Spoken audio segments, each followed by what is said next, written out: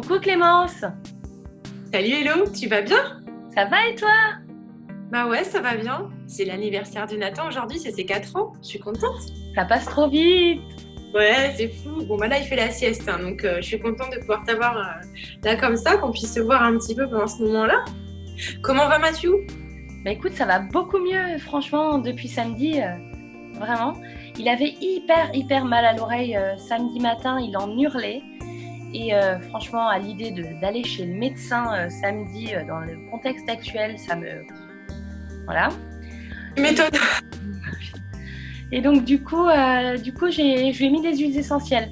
Je lui ai massé, tu sais, autour de l'oreille et derrière, 2 gouttes de lavande et 2 gouttes d'arbre à thé. Et quelques heures après, il m'a dit j'ai plus mal, maman. Plus rien.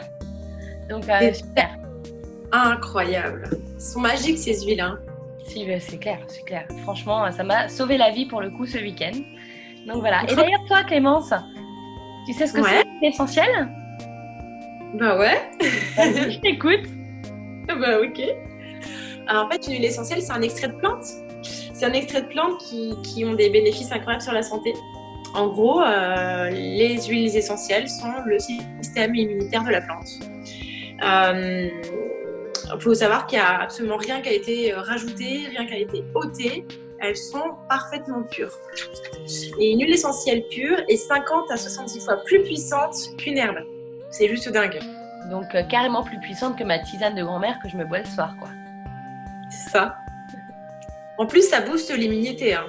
Faut le savoir. Et ça, on le sait pas toujours. C'est génial.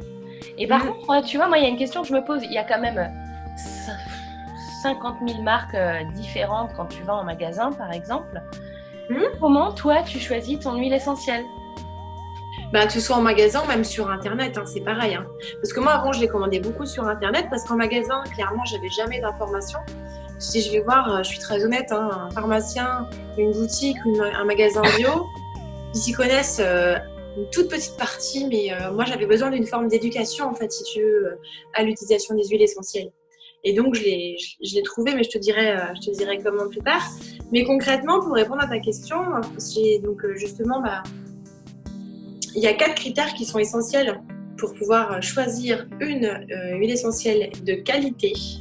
C'est qu'elle soit 100% pure, 100% naturelle, 100% intégrale et qu'elle soit chémotypée. Et en fait, ce qu'on appelle pure, intégrale, etc., c'est un jargon un peu scientifique avec une vraie définition. Et donc pure, ça veut dire concrètement qu'une huile de rose n'est pas coupée avec une autre huile essentielle pour gagner de l'argent. Par exemple, aujourd'hui, on sait qu'il faut 10 000 pétales de rose pour fabriquer 1 à 5 millilitres d'huile essentielle de rose. En plus, il y a un rituel particulier, ce sont des femmes qui le cueillent au lever du soleil. Donc ça ne se fait pas comme ça.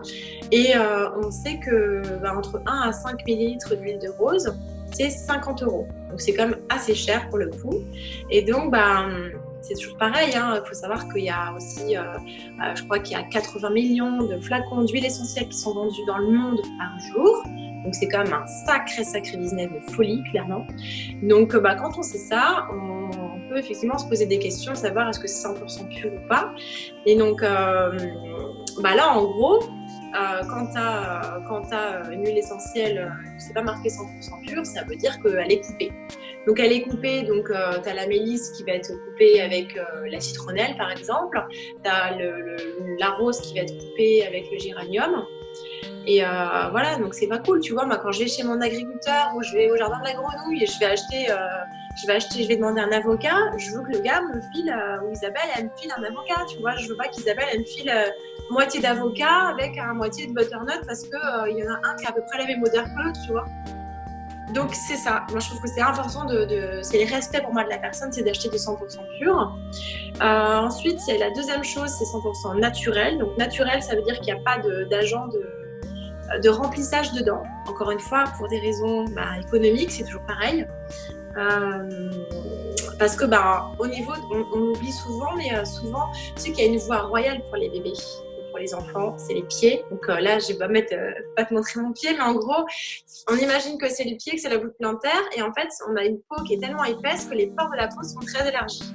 Donc du coup, en 20 secondes, ça passe directement des pieds dans le sang, organes, cerveau, etc. Donc concrètement, ça veut dire quoi? Ça veut dire que tous les essentiels que je vais mettre n'importe où vont aller où? Elles vont aller dans le cerveau de mes enfants, dans leurs organes, dans leur sang, etc. Donc j'ai besoin d'être sûr qu'il n'y a pas d'agent de remplissage derrière. Parce que l'agent de remplissage, forcément, tu doutes bien que c'est de la synthèse. Et moi, ça me plaît pas. Donc je fais très attention à ce que je mange et c'est exactement la même chose. J'essaie de nourrir mon corps de choses les plus pures et les plus naturelles possibles. Donc ça, c'est la deuxième chose. La troisième chose, c'est 100% intégral. Là, c'est un peu chimique ce que je vais dire. Tu vois, j'ai un bol. J'ai mon pot à céréales qui est là. On va imaginer que, tu vois, je vais récupérer, par exemple, je sais pas, je vais te prendre de la résine, je vais te prendre des fleurs, des feuilles, de l'écorce, des racines, des plantes aromatiques, donc genre le thym, le laurier, la sauge, etc. Je vais en mettre, évidemment, je vais pas tout mettre en même temps, hein, mais je vais mettre un peu des feuilles de sauge, par exemple, dans mon bocal. Je vais les mettre sous une source de chaleur. D'un côté, je vais avoir des petits tuyaux. Et ces petits tuyaux-là, en fait, ça s'appelle donc l'alambic. C'est la manière, en fait, dont c'est distillé. Alors, je mets de côté les citrus parce que les citrus, ils ne sont pas distillés pareil. Ils sont distillés vraiment différemment. Alors, on va récupérer l'écorce pour les 3/4. Je pense notamment à la bergamote. Je pense au citron, au pamplemousse, à la mandarine.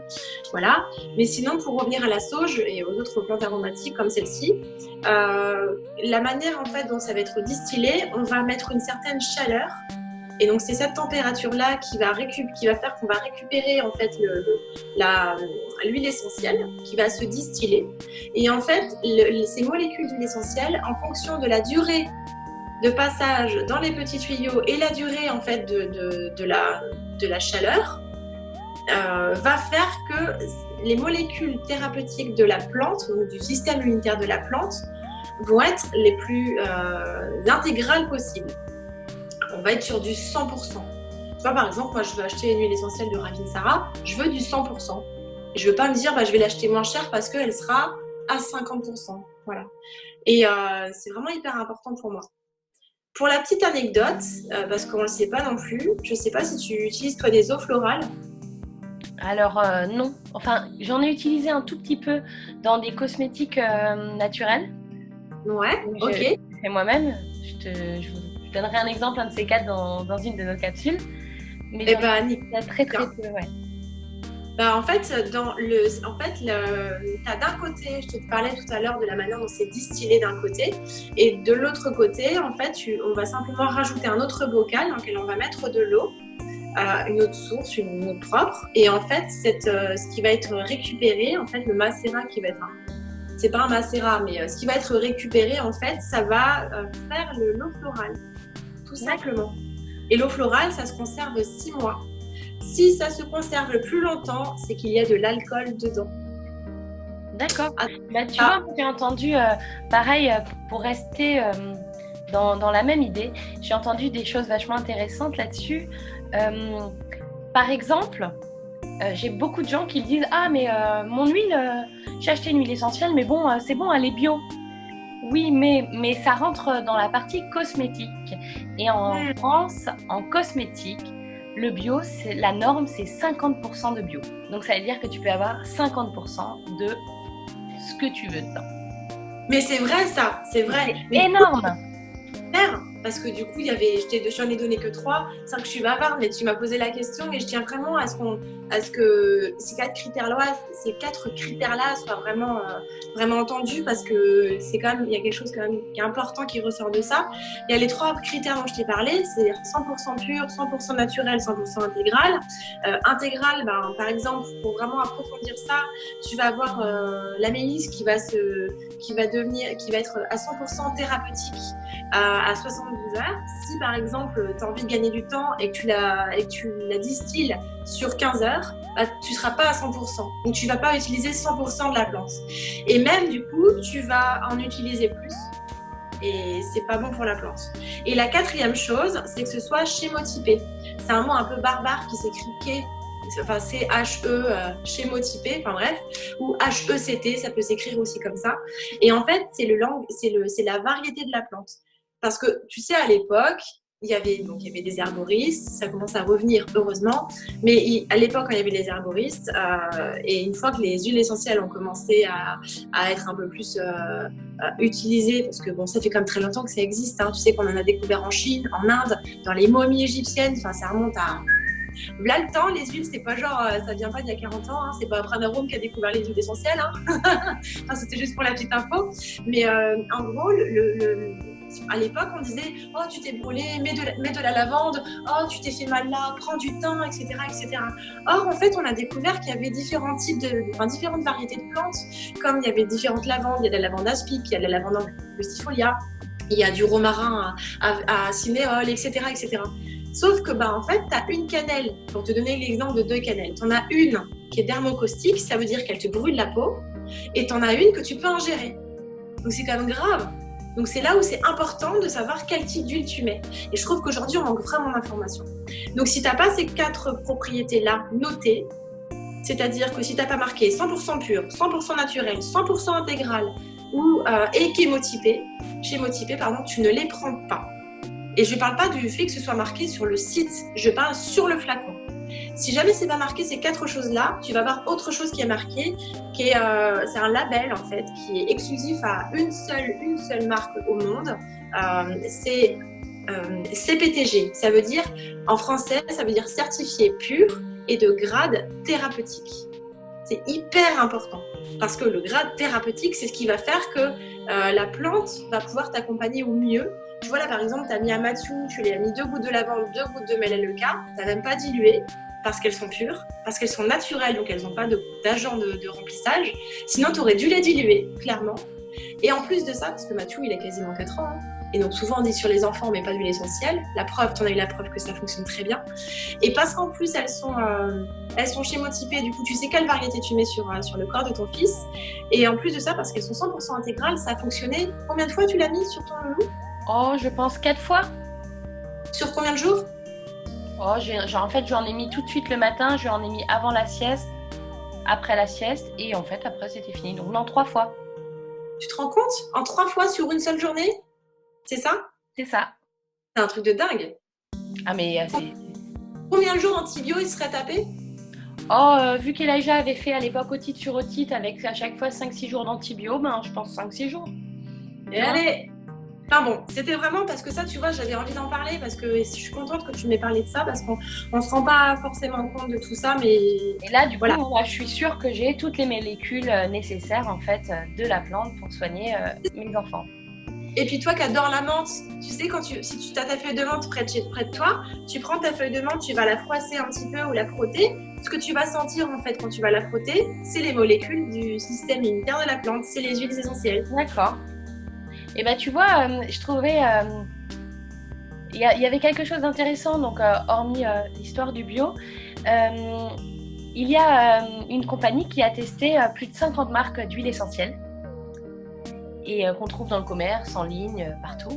Et en fait, il n'y a que 3 marques qui sont ressorties comme étant 100% pures et avec les molécules thérapeutiques. Et doTERRA fait partie de ces marques. D'ailleurs, doTERRA, quand tu reçois tes petits flacons, je ne sais pas si tu regardes, mais en dessous, tu as un numéro de lot.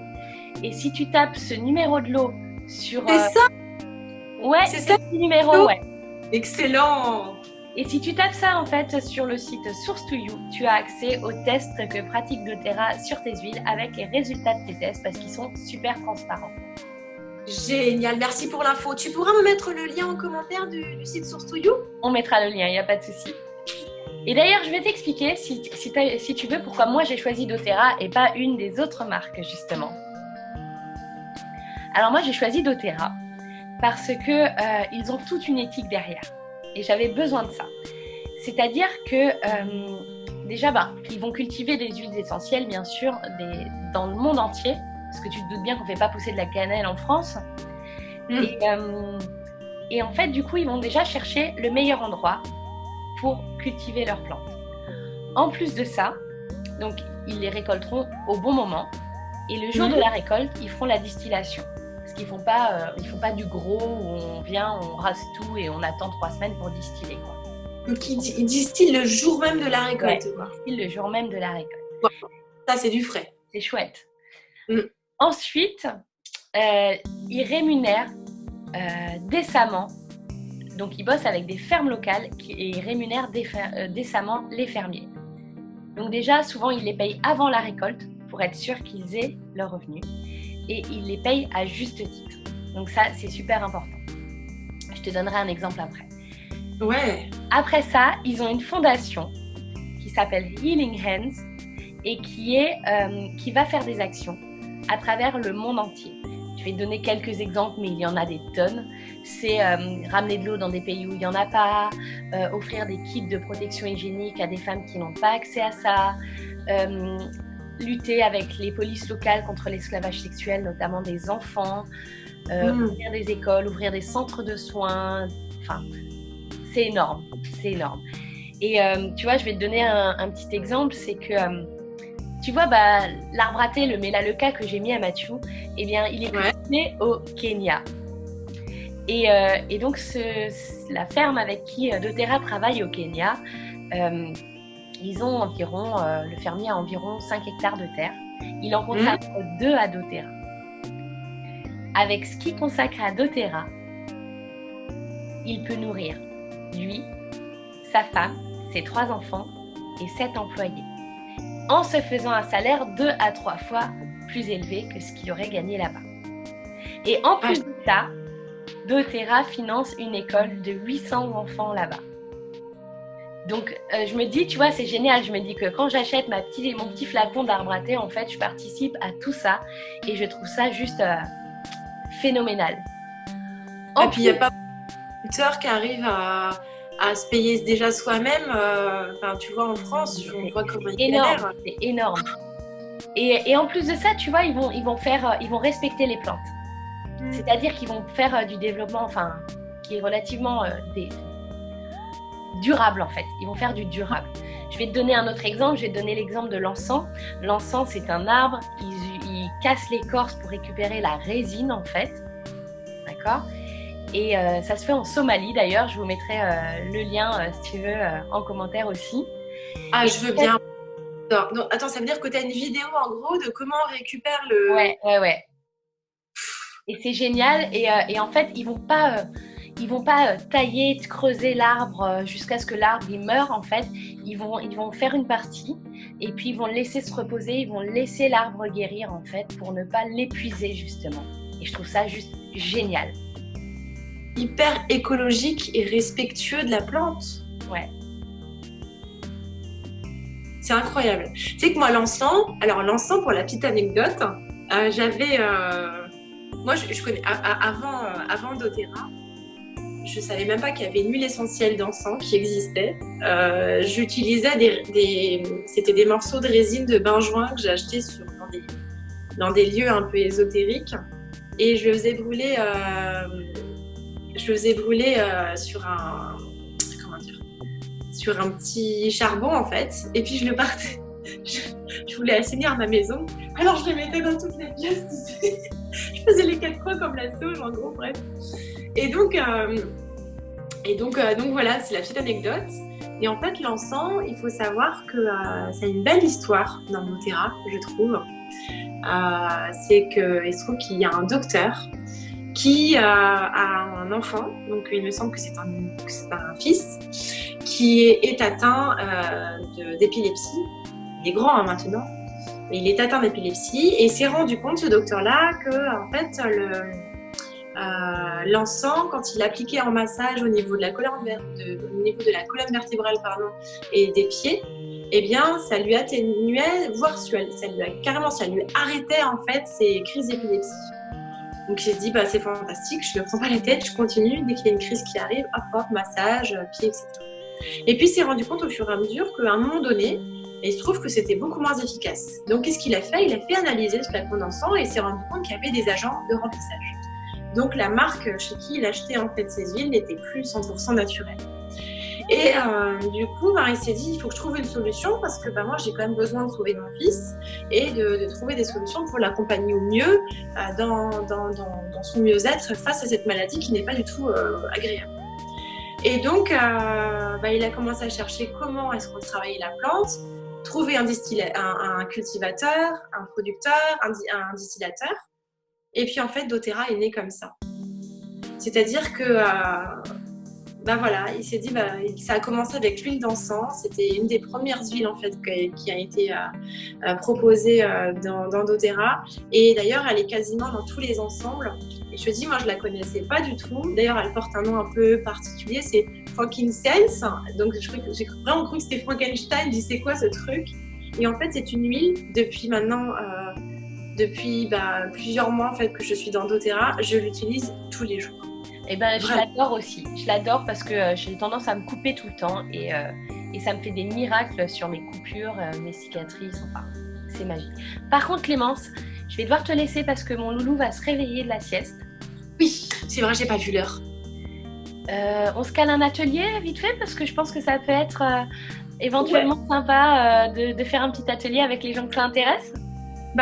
Puis je pense qu'il y aura du monde aussi parce que connaître vraiment les vertus des huiles et puis comment s'éduquer à utiliser les huiles essentielles, surtout par les temps qui courent, ça peut être que positif. Par contre, j'ai pas beaucoup de dispo parce que maman à la maison, tout ça. Jeudi, tu seras dispo jeudi après-midi? Écoute, jeudi 26, c'est ça? Ouais, c'est ça. Jeudi 26 à 14h, je te propose parce que c'est l'heure de la sieste. Ouais.